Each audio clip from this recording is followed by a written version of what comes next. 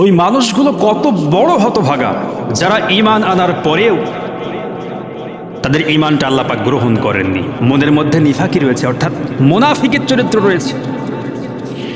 সেই কথা আল্লাহ পাক বলেন, وَمِنَ النَّاسِ مَن يَقُولُ آمَنَّا بِاللَّهِ وَبِالْيَوْمِ الْآخِرِ وَمَا هُمْ بِمُؤْمِنِينَ।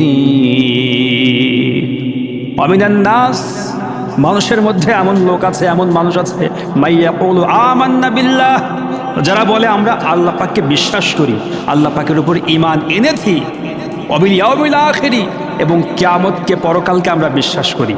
আল্লাহকে বিশ্বাস করে, পরকালকে বিশ্বাস করে, কিন্তু আল্লাহ পাক বলছেন ওয়ামা হুম বিমুমিনিন, তারা মুমিন নয়। মুমিন হতে হলে আল্লাহকে বিশ্বাস করতে হবে, হবে তো, পরকালকে বিশ্বাস করতে হবে। আর এই সমস্ত ব্যক্তিগুলো আল্লাহকে বিশ্বাস করে, পরকালকে বিশ্বাস করে, কিন্তু আল্লাহ পাক বলছে ওরা মুমিন না। কেন মুমিন নয়?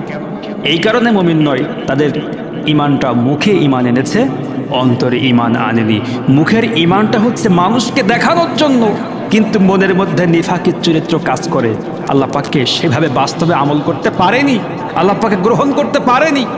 বাস্তব জীবনে আল্লাহ পাকের সামনে তারা মাথা নত করতে পারেনি মন থেকে। বাহ্যিক দৃষ্টিকোণ থেকে তারা নামাজ আদায় করে মানুষকে দেখানোর জন্য, রোজা করে, কোরআন তেলাওয়াত করে, মানুষকে দেখানোর জন্য দান করে, খয়রাত করে, হজ করে আসে, কিন্তু মন থেকে আল্লাহ পাকে গ্রহণ করতে পারেনি।